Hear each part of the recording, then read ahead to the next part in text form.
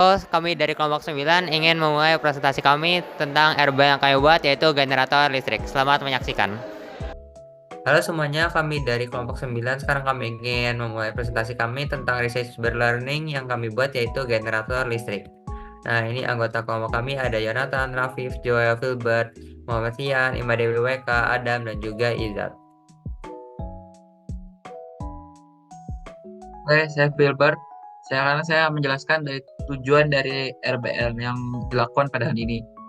Dari yang pertama adalah kami mampu merancang dan membuat suatu generator listrik sederhana yang memanfaatkan konsep-konsep listrik magnet, mekanika yang telah diajarkan dengan tujuan memberikan output berupa menyalakan lampu LED.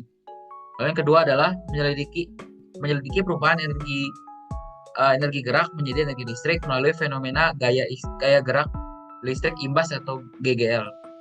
Lalu yang ketiga itu adalah menyelidiki pengaruh beberapa parameter, yaitu variabel-variabel yang diubah pada generator listrik ini guna mengetahui kaitannya variabel tersebut terhadap energi listrik yang dihasilkan.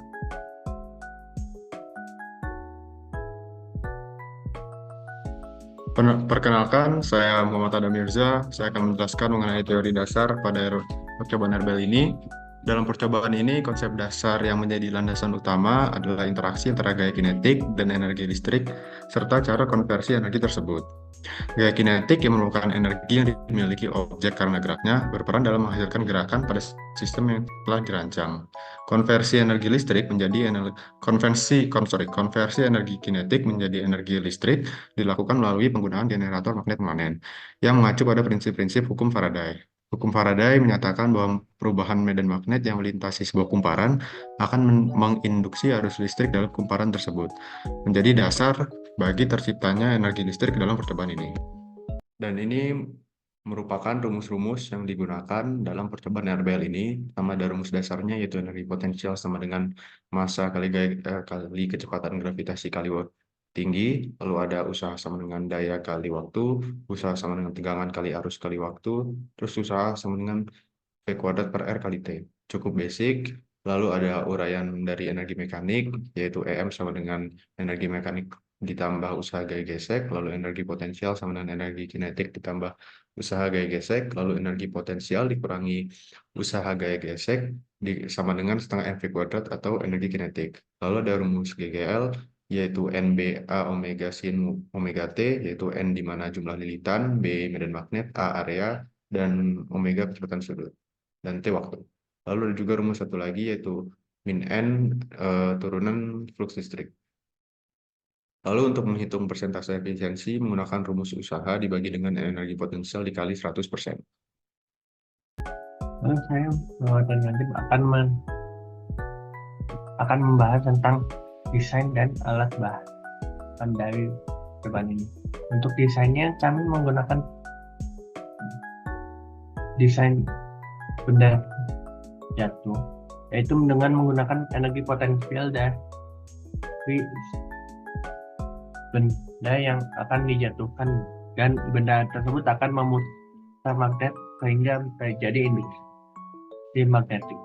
Untuk alat dan bahannya, kami menggunakan kawat 100 meter dengan harga Rp135.000, botol 1 buah dengan harga Rp0, magnet yang 5 buah dengan harga Rp7.500, spons dengan 1 buah dengan harga Rp0, sumpit 1 buah dengan harga Rp0, benang 2 meter dengan harga Rp0, dengan di total sekitar Rp142.500.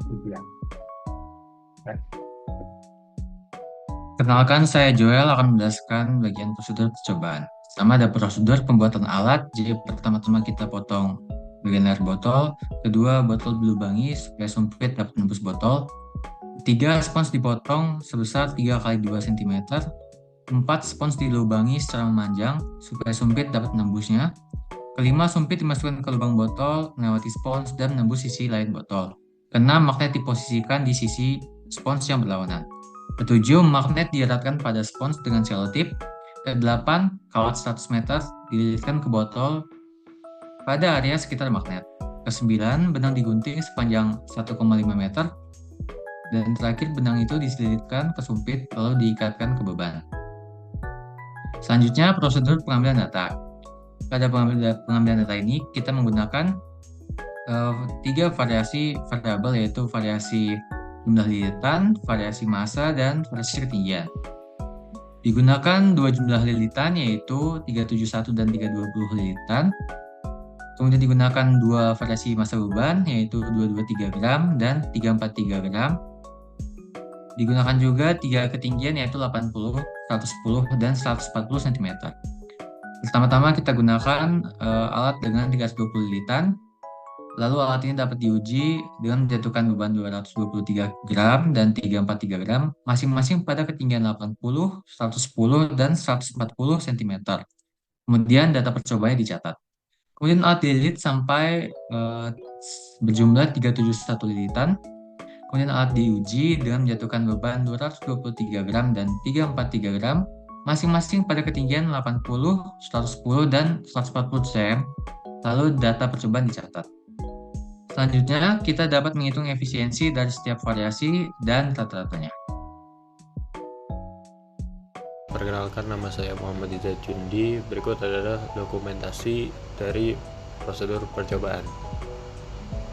Ini adalah percobaan pertama kami, dan kebetulan hari itu kami masih gagal untuk membuat generatornya. Akhirnya di hari lain kami mencoba untuk membuat lagi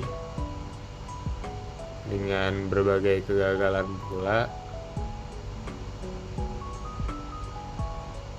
Namun kami akhirnya berhasil untuk membuat alatnya. Dan berikut adalah pengambilan datanya. Ya, ini mungkin di kamera nggak gitu kelihatan, tapi ya jadi pengambilan datanya menggunakan rekaman yang pakai kamera detail ini karena lebih kelihatan gitu.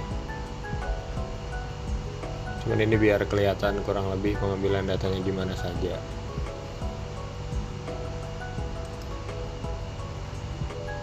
Dengan urutan yang serupa dengan video yang ditampilkan, hasil pengamatannya dapat dilihat pada tabel berikut. Oke, selanjutnya saya Raffi Faras akan melanjutkan penjelasan mengenai hasil pengamatan. Nah, berdasarkan prosedur percobaan tadi, didapatlah data sebagai berikut, di mana pada data ini kami menggunakan gravitasi senilai 9,807, dan dari percobaan tersebut kita memvariasikan jumlah lilitan kawat, massa beban, dan juga ketinggian yang sudah dimasukkan ke dalam tabel berikut juga. Nah, selanjutnya dari alat kami tadi juga dihubungkan kepada multimeter sehingga mendapatkan tegangan dan hambatan yang sesuai dengan tabel berikut. Nah, dari hasil percobaan tadi, kami juga menghitung berapa lama waktu menyala. Selanjutnya untuk energi mekanik, energi dan efisiensi dilakukan perhitungan menggunakan rumus pada slide berikut. Nah, untuk energi mekanik sendiri, karena kita menggunakan benda jatuh, di sini menggunakan energi potensial yaitu dengan rumus MGH. Sedangkan energi listrik digunakan rumus usaha oleh energi listrik yaitu V kuadrat per R dikali T. Nah, dari EP dan W ini nanti didapatlah rumus efisiensi. Efisiensi dapat didapat dengan menggunakan rumus EP per W dikali 100%. Oke, setelah dimasukkan ke tabel, didapatlah data sebagai berikut, dan didapatlah rata-rata efisiensi pada lilitan kawat sebanyak 371, yaitu sebesar 20,05%, dan pada 320 lilitan didapat rata-rata efisiensi 17,31%. Nah, izinkan saya lanjutkan, saya Yonatan. Saya akan menjelaskan bagian analisis yang pertama, mengapa adanya GGL yang timbul dari percobaan kami. Nah, GGL ini dapat timbul karena perubahan flux magnet terhadap waktu. Dapat dilihat kalau magnet yang kita putarkan memiliki kutub utara dan selatan di bagian atas dan bawah, sehingga saat diputarkan oleh porosnya, yaitu kita menggunakan supit, bagian U dan S-nya ini berpindah tempat seiring kita putar. Jadi saat kita putar, U-nya dapat jadi gambar yang misalnya U-nya di atas jadi di bawah, terus jadi di atas lagi. Nah, jadi di sini tuh kita dapat mengetahui mengetahui kalau ada perubahan fluks magnet terhadap waktu di kumparan tersebut. Nah, lanjut, mengapa pada saat percobaan kami lampu itu tidak langsung nyala saat kita jatuhin bebannya langsung? Nah, ini jawabannya lumayan simpel karena saat kita melakukan hal tersebut, benda itu tidak langsung berputar dengan kecepatan yang maksimum. Jadi semakin dia jatuh ke bawah kan kecepatannya semakin cepat. Jadi dapat kita bilang bahwa omeganya pun juga semakin cepat. Nah, ini dapat terjadi juga dengan efek lain dari gaya gesek saat stick tersebut atau sumpit tersebut ingin berputar. Nah, lanjut, kenapa lampu yang kita gunakan ini nyalanya kedap-kedip? Nah, hal ini disebabkan karena perubahan fluks magnet ini ada yang magnetnya dijauhkan dan didekatkan gitu. Ada yang U ke S, terus S ke U.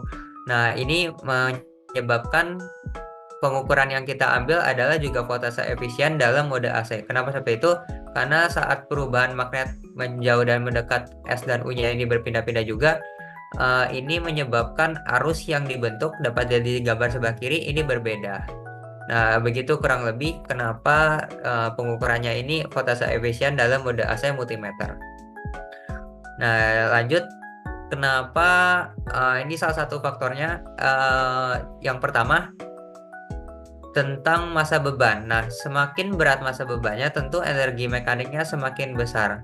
Nah, karena energi mekaniknya semakin besar, kan kita konversikan menjadi energi kinetik kalau kita lihat di sebelah kanan bawah ini. Nah, cuman kalau dalam percobaan ini kan kita konversikan terhadap energi listrik. Jadi simpelnya pasti tegangan yang dibentuk juga semakin besar. Nah, lalu yang kedua, ketinggiannya sama saja dengan massa beban.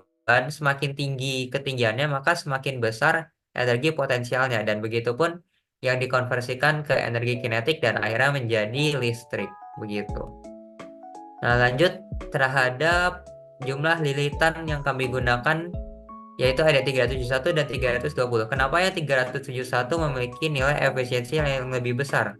Nah, ini juga simpel karena kita mengetahui bahwa GGL ini dibentuk dari NBA omega sin omega T, di mana N-nya ini adalah jumlah lilitannya. Jadi tentu kita dapat melihat dari rumus ini sendiri bahwa semakin banyak lilitannya, semakin besar voltase yang dibentuk.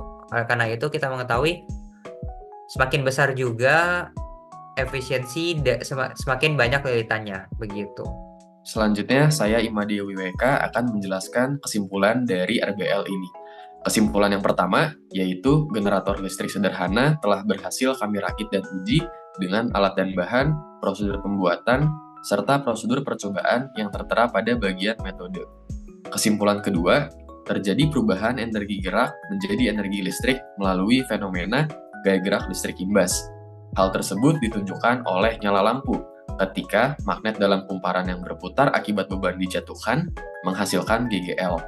Kesimpulan ketiga, pada generator ini terdapat faktor massa beban, ketinggian beban, jumlah lilitan kumparan, dan gaya gesek sumpit untuk berputar yang memengaruhi energi listrik yang dihasilkan. Semakin besar. Demikian dari kelompok 9, terima kasih sudah memperhatikan. Terima kasih sudah menyaksikan, sekian dari kami.